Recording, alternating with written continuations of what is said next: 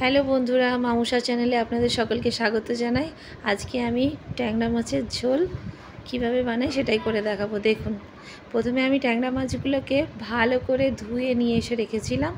তার মধ্যে কিছুটা নুন আর হলুদ গুঁড়া অ্যাড করে ভালো করে মিশিয়ে রাখছি ভাজার জন্য।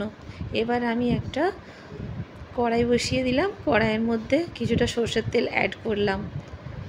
সরষের তেল গরম হয়ে গেলে তার মধ্যে আমি কিছুটা আলু কেটে রেখেছিলাম, আলুগুলোকে ভালো করে ভেজে নেব। দেখুন, তেলটা আমার খুব সুন্দর গরম হয়ে গেছে আর আলুগুলোকে ভালোভাবে নেড়ে চেড়ে আমি ভেজে নিচ্ছি। এবার আলুর মধ্যে আমি সামান্য নুন অ্যাড করব। নুন ও হলুদ অ্যাড করে আলুটাকে ভালো করে ভেজে তুলে রাখব। দেখুন, এবার আমি ভালো করে আলুটাকে ভেজে নিচ্ছি। দেখুন বন্ধুরা, আমার আলু কালারটা কত সুন্দর হয়ে যাচ্ছে তেলের মধ্যে। আর আপনারা চেষ্টা করবেন সরষের তেলের উপরে এই রান্নাটা করতে। সরষের তেল দিয়ে রান্না করলে এই রেসিপিটার টেস্ট অনেক খেতে ভালো লাগে।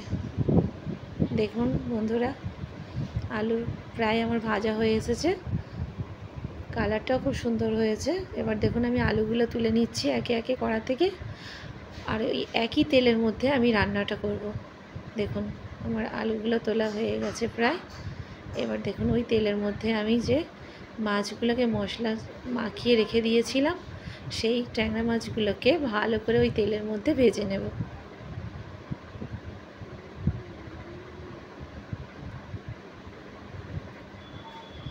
এই মাছ ভাজার তেলের মধ্যে রান্নাটা করলে রান্নার স্বাদটা আরও দ্বিগুণ বেড়ে যায়। দেখুন, আমার ট্যাংরা মাছগুলো প্রায় ভাজা হয়ে এসেছে। খুব বেশি ভেজে নেব না, হালকা ভেজে নিলাম। ভেজে এবার আমি দেখুন ট্যাংরা মাছগুলো আমি তুলে নিচ্ছি।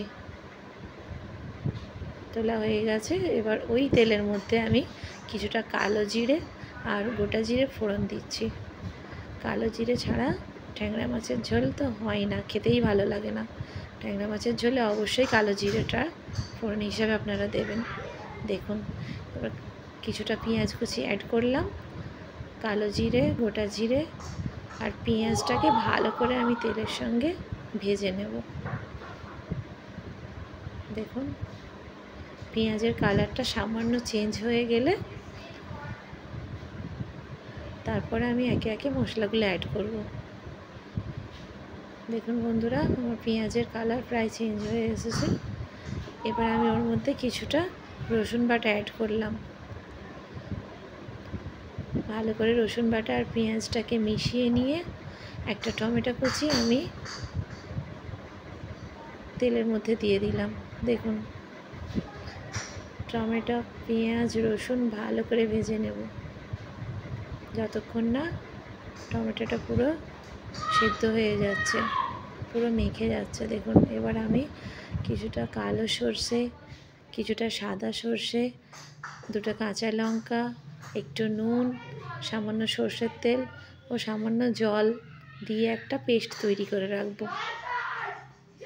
এটা আমার তরকারি হয়ে আসা শেষের দিকে আমি অ্যাড করব। দেখুন বন্ধুরা, সর্ষের সঙ্গে কিছুটা কাঁচা লঙ্কা ও নুন একসঙ্গে পেস্ট করলে সর্ষে আর তেতো হয় না, তাই আমি এগুলো একসঙ্গে অ্যাড করে পেস্ট বানিয়ে রাখলাম। এবার একটা বাটির মধ্যে সামান্য হলুদ গুঁড়ো, কিছুটা কাশ্মীরি লঙ্কার গুঁড়ো ও সামান্য জিরে গুঁড়ো, একটু সামান্য জল অ্যাড করে একটা পেস্ট বানাবো। এটা তরকারিতে দেওয়ার জন্য আমি আলাদা করে বানিয়ে রেখেছি। দেখুন, আমার পেস্টটা প্রায় হয়ে এসেছে। ওই তরকারির মধ্যে আমি পেস্টটা অ্যাড করে দেখুন আমার তরকারির কালার কত সুন্দর এসেছে।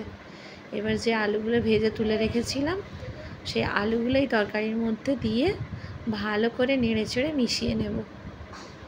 দেখুন, আমার ভালো করে মেশানো হয়ে গেছে। এবার আমি এর মধ্যে কিছুটা গরম জল অ্যাড করব। আপনারা আপনাদের ঝোলের পরিমাণ অনুযায়ী জলটা দেবেন। কেউ বাড়িয়ে বা কমিয়েও নিতে পারেন অবশ্যই। দেখুন আমি এবার ঢাকা দিয়ে দিলাম আলুটা সিদ্ধ হওয়ার জন্য।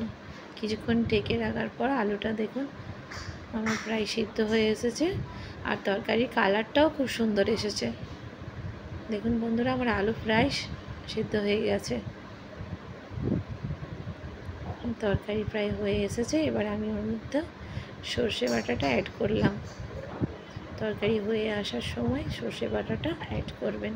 আলুটা সিদ্ধ হয়ে গেল যখন, তখন এবার এর মধ্যে আমি ভেজে রাখা ট্যাংরা মাছগুলো অ্যাড করব। অ্যাড করে ভালো করে মিশিয়ে নেব। মিশিয়ে নেওয়ার পর কিছুক্ষণ ঢেকে এটাকে সিদ্ধ হতে দেব। তারপরে আমার তরকারি রেডি হয়ে যাবে। দেখুন ট্যাংরা মাছগুলো আমি মিশিয়ে দিলাম ঝোলের মধ্যে। এবার এটাকে ভালো করে মিশিয়ে নেব। আমি মিশিয়ে নিয়ে কড়াতে ঢাকা দিয়ে কিছুক্ষণ সিদ্ধ হতে দেবো। দেখুন আমার তরকারি একেবারে হয়ে গেছে। এই দেখুন আমার হচ্ছে ট্যাংরা মাছের ঝোলের ফাইনাল লুক। দেখুন কেমন হয়েছে বন্ধুরা, অবশ্যই লাইক কমেন্ট আর শেয়ার করে জানাবেন, আর আমার চ্যানেলটা সাবস্ক্রাইব করতে ভুলবেন না। দেখুন আপনাদের সামনে আমি একবার টেস্ট করে দেখাবো।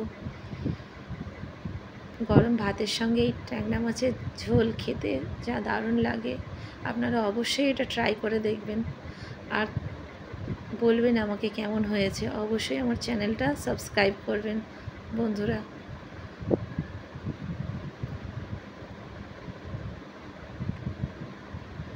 খেতে দারুণ হয়েছিল। বাই।